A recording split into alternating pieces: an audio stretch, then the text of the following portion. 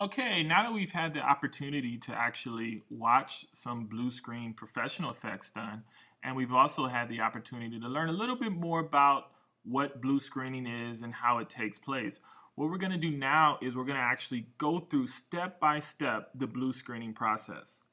Okay, so step one, we have to make sure we have a clip that we can blue screen. That's very important. And as we said before, we want to make sure that the clip that we're going to use to blue screen is actually the lighting is correct and it's a proper image for us to use. So once we decide that we have the image we want, we may need to do some editing to that image. So this image here of me running, let's go ahead and play it. Okay, all right, the running, we don't need me doing jumping jacks, we just want me running. So we're gonna go ahead and stop it right here. And remember, how do we cut? Yes, that's right, B. We must hit B for blade. Once we hit B, we hit A for the tool, the pointer tool. And after we hit the A tool, we highlight it and then we hit, what is it? Yep, that's right. We hit delete. Okay, so now we know we have the image that we want to key out. It looks good, the lighting's good, everything looks ready to go. The next step is we have to actually get the chroma keyer effect. So in order to get the effect, we go where? Yep, that's right, we go to effects. Now once in effects, we have to click on the video filters button. After hitting the video filters button, the next step is to hit the key.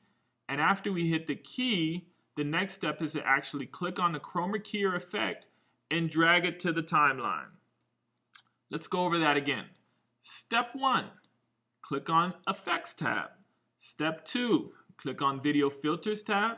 Step three, click on the Key tab.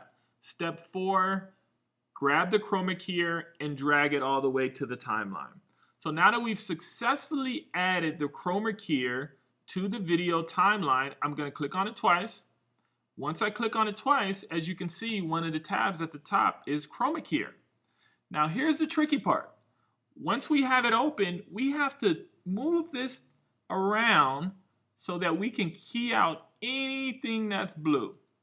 So we want to clear out all the blue parts, and we want to get it as black as we can possibly get it. Okay, a little more. Okay, now sometimes we can't get everything using this tool.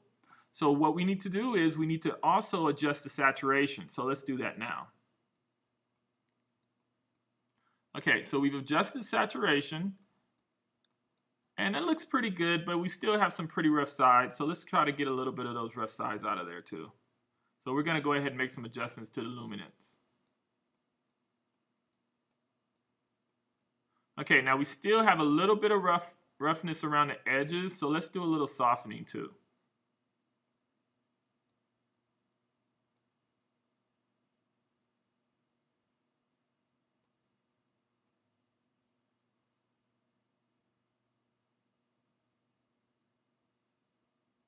Okay, and a lot of times, you might just want to sit here and just do as many adjustments as you think is necessary, at least until you get it just how you want it.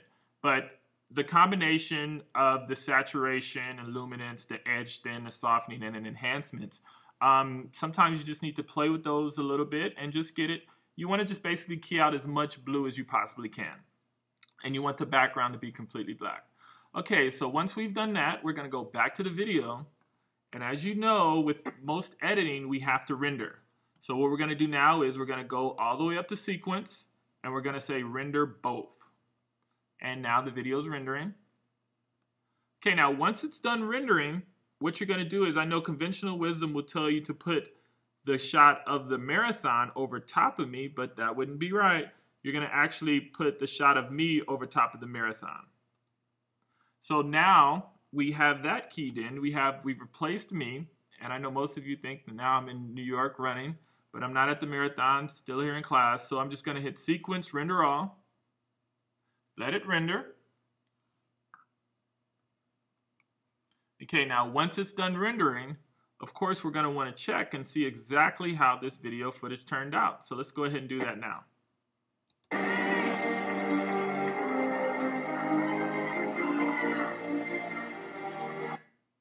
Okay, I know most of you are saying, why did he wear a polo shirt to the marathon? Definitely going to change that when I run next year. All right, so that's pretty much it. And I hope you all understand now how to properly chroma key inside of Final Cut Pro.